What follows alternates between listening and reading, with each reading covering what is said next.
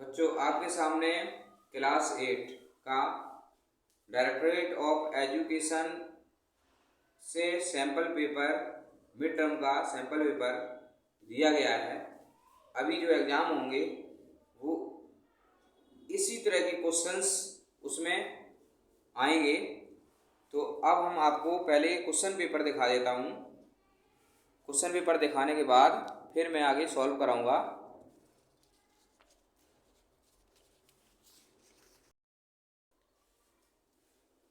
ये mid term का question paper है। इसमें लिखा हुआ है, निम्नलिखित में से किस सममित व्यवस्था का उपयोग एक वर्ग संख्या को निरूपित करने के लिए नहीं किया जा सकता है। Which of the following symmetric arrangement can not be use to represent a square number. इसमें ऑप्शन दिए हुए हैं 4। ए ऑप्शन है, फिर बी है, फिर सी है, फिर डी है। क्वेश्चन है कि नहीं, नॉट, इसका मतलब है इसमें डी ऑप्शन है। डी ऑप्शन पे टिक करना है इस पे। देखिए, अब इसमें पार्ट 1 का सेकंड क्वेश्चन है। आपको डायग्राम दिख रहा है, इसमें दिया हुआ है 3 lines shown in the figure intersect each other at point P. यानी कि चित्र में दिखाई गई 3 रेखाएं एक दूसरे को बिंदु पी पर प्रतिच्छेद करती हैं। तो आपको ये बताना है कि एंगल 6 का माप दिया हुआ है 65 और एंगल 3 एंड 4 निकालना है। इसी तरह से थर्ड पार्ट दिया हुआ है 3 power 0 into 7 power 0 bracket close plus 6 power 0 का मान निकालिए। आइए हम इसको सॉल्व करते हैं। क्वेश्चन आपने देख लिए होंगे, क्वेश्चन सारे और देख लो। बाकी क्वेश्चंस भी यहाँ हैं। क्वेश्चंस आप पेपर आपके पास होगा, नहीं है तो आप क्वेश्चंस यहाँ से देख लो। अब मैं आगे का सॉल्व करता हूँ।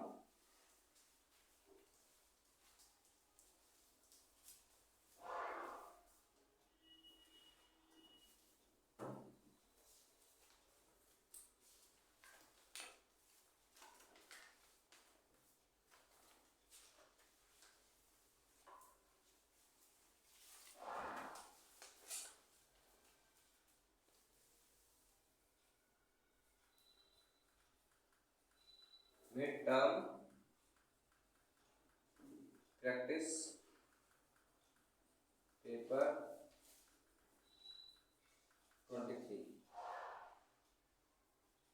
Class 8 mathematics.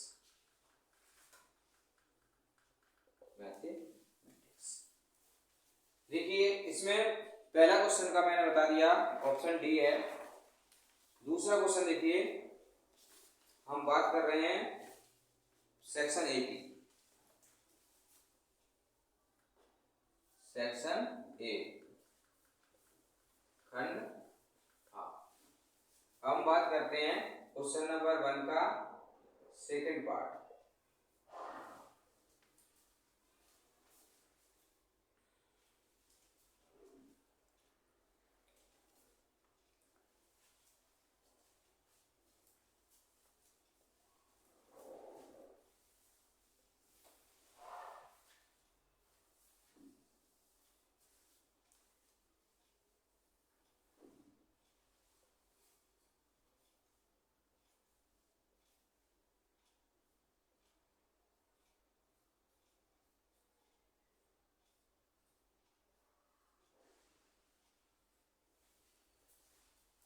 इसमें एंगल्स दिए हुए हैं 1 2 3 4 5 6।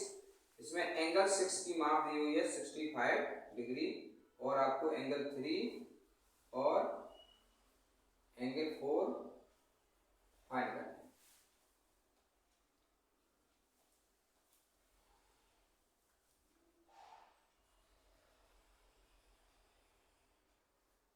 सम यानी कि angle 3 plus angle 4 equal to question. Now देखिए कैसे करते हैं। देखिए, एंगल 6 65 डिग्री है। एंगल 6 65 डिग्री है।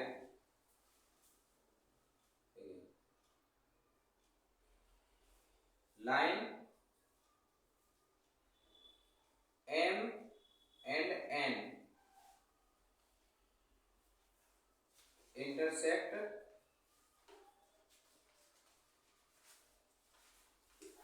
each other at point P, यानी कि रेखा M और N एक दूसरे को पॉइंट P पर काटती हैं, तो एंगल 6 बराबर हो जाता है एंगल 3 बराबर हो जाएगा 65 डिग्री। ये कहता है वर्टिकली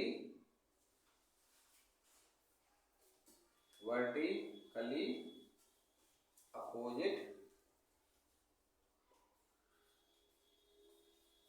एंगल, इसको कहते हैं शीर्षाभिमुख कोण। क्या कहते हैं? शीर्षाभिमुख कोण। ये शीर्षाभिमुख कोण कहलाते हैं।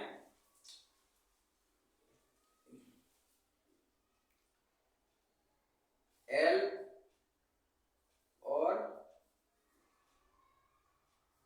एन लाइंस, रेखाएं एक दूसरे को लंबवत हैं, इसलिए एंगल 4 इक्वल टू 90 डिग्री। अब एंगल 3 प्लस एंगल 4 हो गया 65 डिग्री प्लस 90 डिग्री, तो हो गया आपका 155 डिग्री, यानी कि आपका ऑप्शन है डी 155 डिग्री।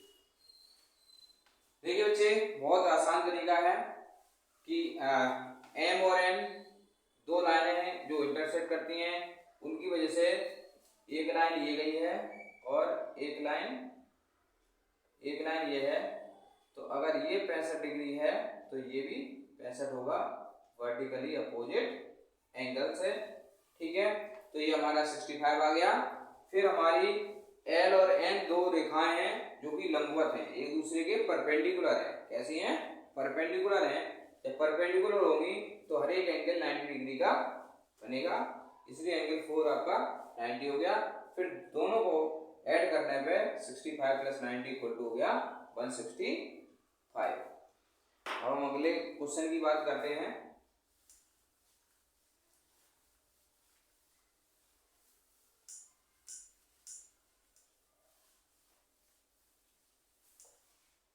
अगला क्वेश्चन है थर्ड पार्ट है 3 power 0 into 7 power 0 plus 6 power 0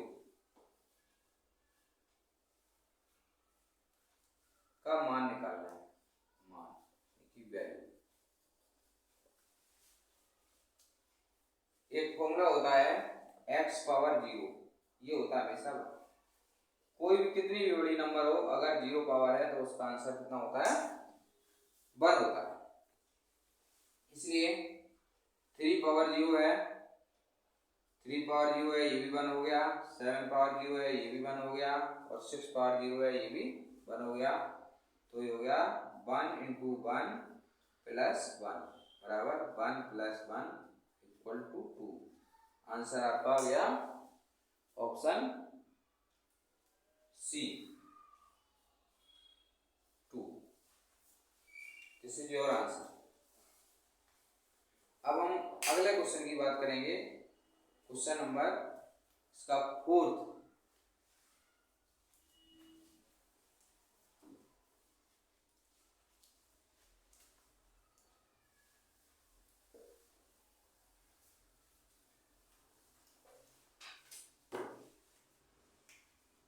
एक समद्विबाहु त्रिभुज ABC में AC की लंबाई दी हुई है,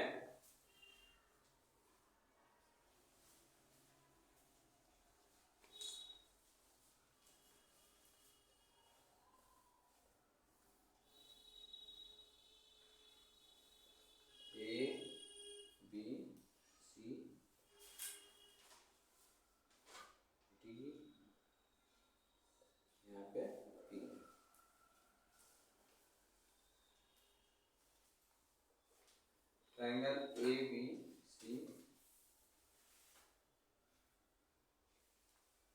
is an isosceles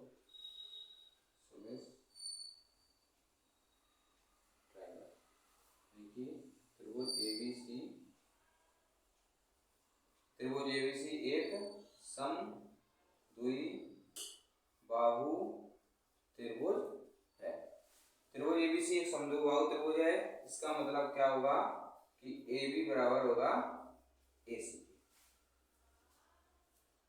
दिया हुआ है AC इक्वल टू है 10 सेंटीमीटर, तो AB ये आपका हो जाएगा 10 सेंटीमीटर। ऊंचाई AD दिया हुआ है 6 सेंटीमीटर, 6 सेंटीमीटर है, ये 10 सेंटीमीटर है। P is point on AB, P is point on AB। तो देखिए P is point on AB।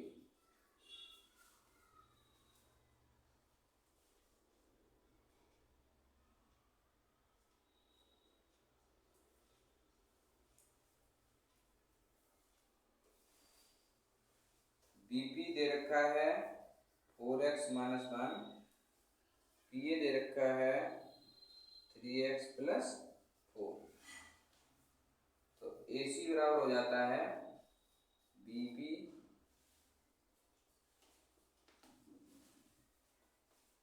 AB बराबर हो जाता है BP plus PA।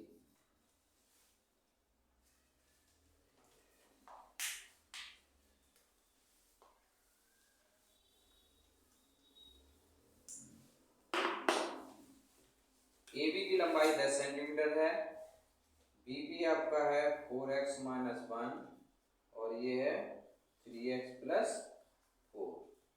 10 equal to 4 plus 3, 4x plus 3x, 4 minus 1, 7x plus 3, 10 minus 3 equal to 7x, 7 बराबर 7x, x बराबर 7/7 equal to 1।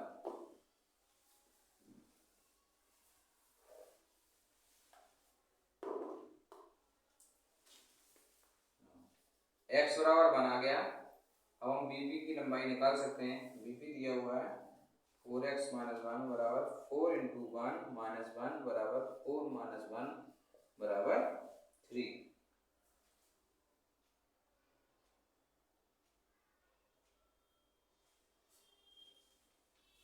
3 centimetre.